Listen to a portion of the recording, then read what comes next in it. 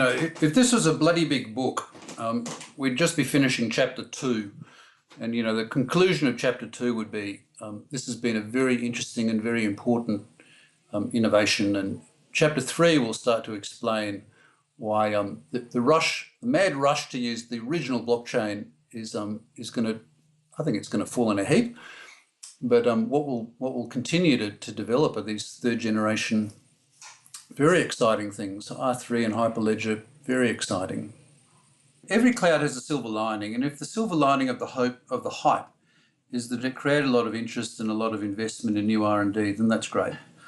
I think that's probably a very generous interpretation. I think a lot of money is being wasted on first generation misuse of this technology, and people should have been more prudent and more careful. But, it is what it is.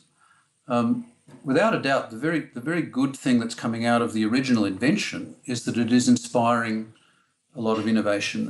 And, like with any innovation wave, like I said about the Wright brothers flyer, if you look at the first generation aeroplanes, most of them were just farcical.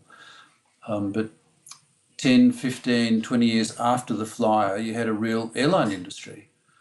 And I think that the same thing will happen. So afraid to say that we'll look back on a lot of these first generation blockchain applications as like early vintage vehicles, and we'll have a little sympathetic chuckle about a lot of them, I think. But I'm very optimistic about the future. I just say to people, you need to be very patient and more modest about the sorts of problems that you're trying to solve.